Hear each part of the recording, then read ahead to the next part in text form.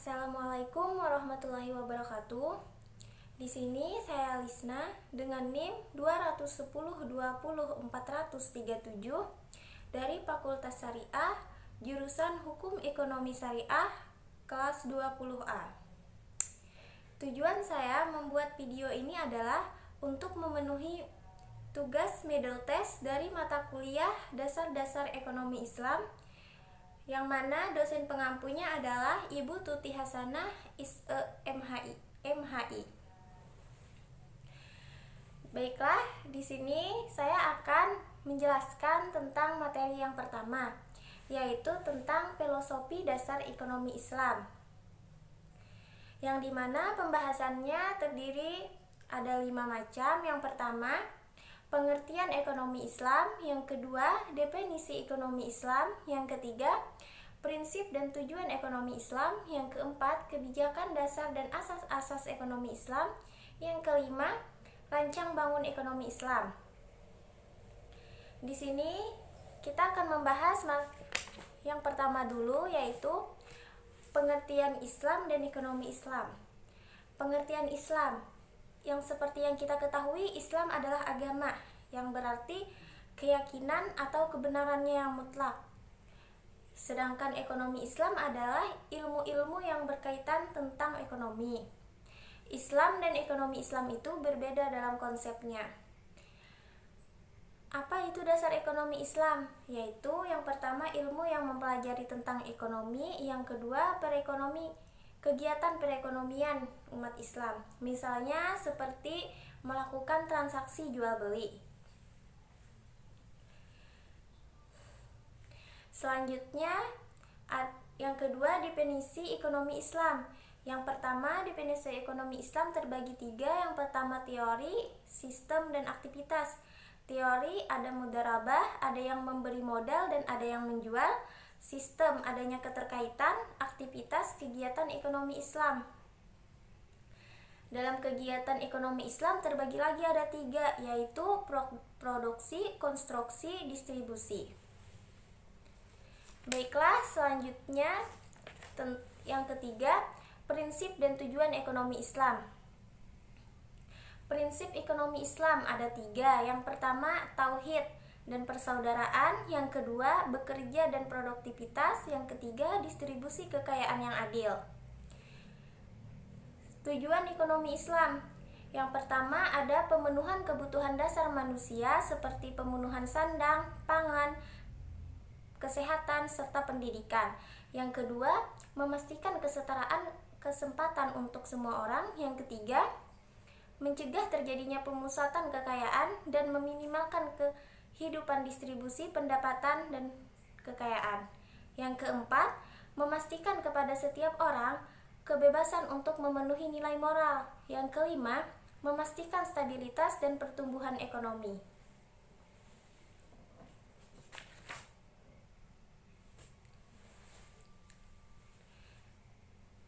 Selanjutnya, yang keempat, ada namanya kebijakan dasar-dasar ekonomi Islam. Kita membahas yang kebijakan dasar dalam sistem ekonomi Islamnya terlebih dahulu. Yang pertama, adanya larangan riba. Yang kedua, penerapan mudharabah dalam perekonomian. Yang ketiga, pelarangan israf atau yang berarti konsumsi yang berlebihan. Yang keempat, kehadiran infak, zakat dalam mengatur distribusi kekayaan dan keterangan masyarakat. Selanjutnya ada asas-asas yang mendasari ekonomi Islam. Ada 4 asas yang terdiri dalam asas-asas yang mendasari ekonomi Islam. Yang pertama, ada asas suka sama suka, yang berarti kerelaan sebenarnya. Ada yang kedua, asas keadilan, yang berarti keseimbangan atau setara. Yang ketiga, asas saling menguntungkan, tidak ada pihak yang dirugikan. Asas keempat, adanya asas tolong-menolong dan saling membantu serta dilarang adanya pemerasan. Selanjutnya yang kelima, ada rancang bangun ekonomi Islam. Akhlak. Akhlak itu terdiri dari tauhid, adil, nubuah, khilafah, dan ma'at. Apa yang dimaksud dengan tauhid? Tauhid berarti keimanan. di mana perilaku ekonomi harus didasari oleh prinsip-prinsip yang sesuai dengan ajaran Islam. Yang kedua, adil. Apa yang dimaksud dengan adil? Yang dinyatakan tidak merugikan orang lain. Yang ketiga, ada nubuah. Saling percaya bahwa ilmu Allah itu benar. Yang keempat, khilafah atau pemimpin, yang berarti untuk menjamin perekonomian agar berjalan sesuai dengan syariah dan untuk memastikan tidak adanya pelanggaran terhadap hak-hak manusia. Yang kelima, ada ma'ad atau getun, yang berarti maksudnya di sini adalah menjelaskan tentang dalam Islam pun boleh mengambil keuntungan dalam melakukan aktivitas perekonomian. Baiklah, selanjutnya kita akan memasuki ke pembahasan materi yang kedua, yaitu tentang sumber hukum ekonomi Islam. Nah, di sini kita akan membahas yang pertama dulu, dari dasar terbentuknya ekonomi Islam. Apa sih yang mendasari adanya terbentuknya ekonomi Islam? Nah, yang mendasari terbentuknya ekonomi Islam adalah yang pertama Al-Quran, yang kedua hadis dan sunnah, yang ketiga ijma, yang keempat ijtihad dan qiyas. Al-Quran sebagai sumber utama, hadis sumber hukum setelah Al-Quran, yang ketiga ada ijma, ijtihad sebagai sumber tambahan. Di sini kita membahas tentang Al-Quran terlebih dahulu. Al-Quran yang pertama, sumber hukum yang diturunkan kepada Nabi melalui perantara malaikat Jibril untuk membimbing umat manusia. Yang kedua, Al-Quran dijadikan pedoman umat manusia.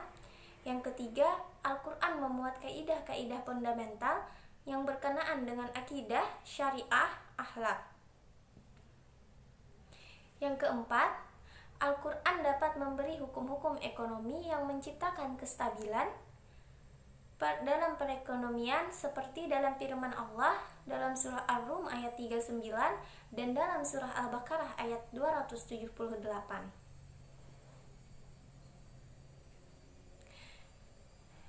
Yang kedua, kita akan membahas tentang hadis dan sunnah.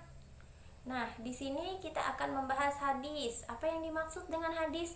Hadis itu berarti cerita singkat yang pada pokoknya berisi informasi mengenai apa yang dikatakan, diperbuat, disetujui, dan tidak disetujui Nabi Muhammad SAW. Setelah itu ada sunnah. Sunnah adalah cara, adat istiadat, kebiasaan hidup yang mengacu pada perilaku Nabi Muhammad SAW. Setelah itu ada ijma. Ijma adalah merupakan konsensus baik dari masyarakat maupun dari cendekiawan agama. Setelah itu ada namanya ijtihad dan qiyas. Di sini kita akan membahas tentang ijtihad terlebih dahulu. Ijtihad meneruskan setiap usaha untuk menentukan persoalan kemungkinan suatu persoalan syariat. Ijtihad dapat diterapkan dalam 4 cara. Yang pertama ada lisan, yang kedua ada tulisan, yang ketiga ada isyarat, yang keempat ada perbuatan. Nah, lisan melakukannya secara lisan, tulisan bisa melakukan dengan secara tulisan. Isyarat, apa yang dimaksud dengan isyarat? Transaksi tidak hanya bisa dilakukan oleh orang yang normal, tetapi orang cacat pun bisa melakukan transaksi. Misalnya ya dalam bahasa isyarat, itu maksud dari isyarat. Yang keempat ada perbuatan. Maksudnya seiring berkembang kebutuhan dalam masyarakat, kini transaksi dapat dilakukan dengan cara perbuatan. Setelah itu ada namanya qiyas. Qiyas yang berarti menerangkan sesuatu yang tidak ada nasnya dalam Al-Quran dan hadis dengan cara membandingkan dengan sesuatu yang diterapkan hukumnya berdasarkan nas. Nah, di sini saya akan menjelaskan kembali tentang kesimpulan sumber hukum ekonomi Islam yang sudah kita bahas tadi.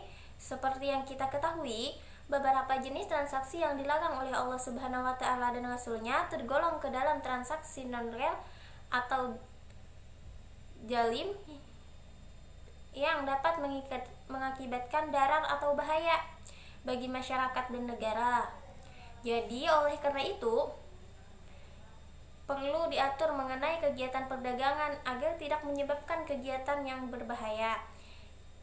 Maka dari itu, kegiatan tersebut diatur dalam sumber hukum ekonomi Islam yang meliputi seperti Al-Quran, As-Sunnah, Hadis, Ijma, serta Ijtihad dan Qiyas.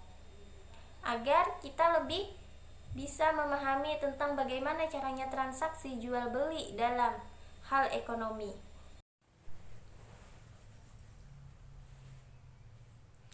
Baiklah, di sini kita akan memasuki materi yang ketiga, yaitu tentang harta dan kepemilikan dalam Islam. Di sini saya akan menjelaskan yang pertama tentang pengertian harta. Pengertian harta. Harta adalah sesuatu yang diinginkan manusia berdasarkan tabiatnya, baik manusia itu akan memberikannya atau menyimpannya. Yang kedua, pengertian menurut kompilasi hukum ekonomi syariah. Yang menurut hukum kompilasi ekonomi syariah, pasal 2 ayat 9, harta adalah benda yang dimiliki, dikuasai, diusahakan dan dialihkan, baik benda berwujud maupun tidak, baik benda bergerak maupun tidak, dan hak yang mempunyai nilai ekonomi.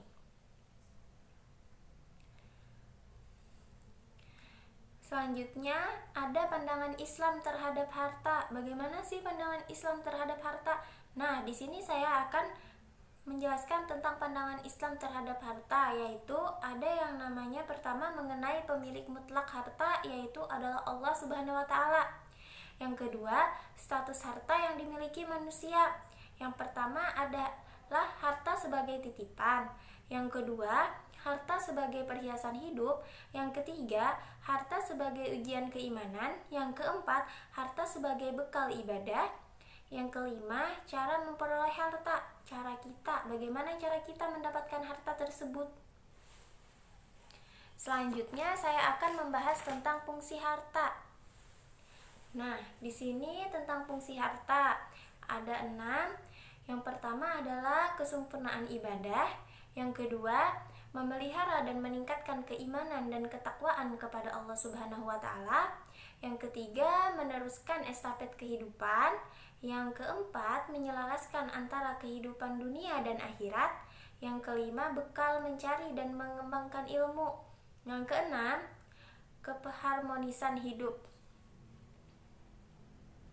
Selanjutnya, saya akan menjelaskan tentang asas kepemilikan harta. Nah, asas kepemilikan harta di sini ada 4. Yang pertama, adanya amanah. Yang kedua, infiradiyah.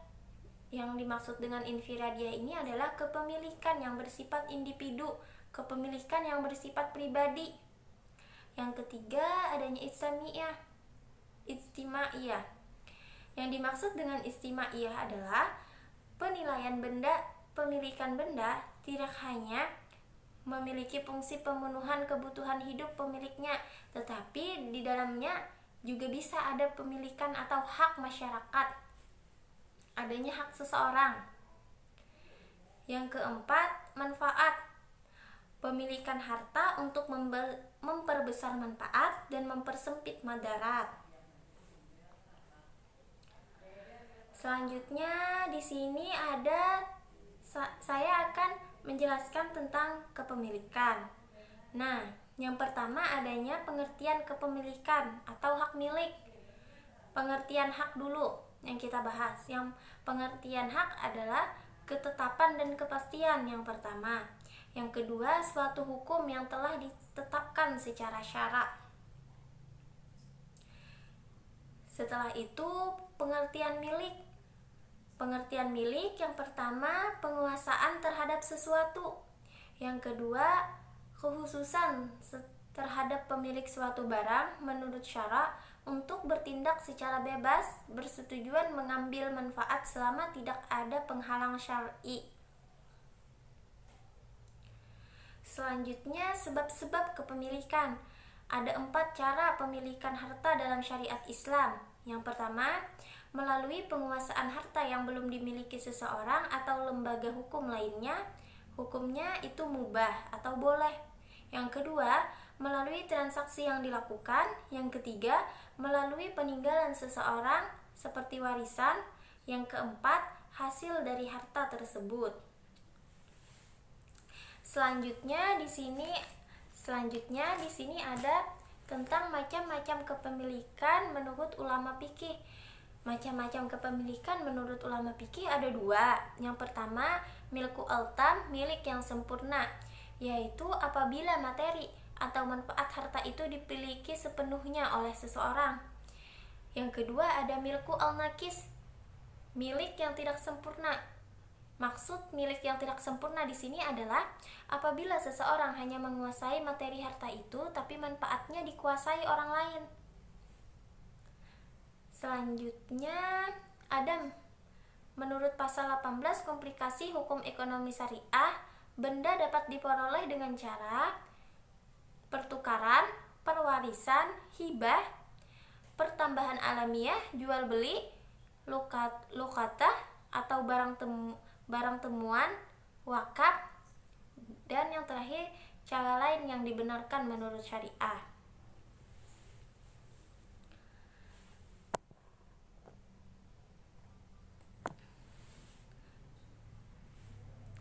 Nah, mungkin itu saja yang dapat saya sampaikan dalam tugas middle test mata kuliah dasar-dasar hukum ekonomi Islam ini. Salah hilap mohon maaf. Wassalamualaikum warahmatullahi wabarakatuh.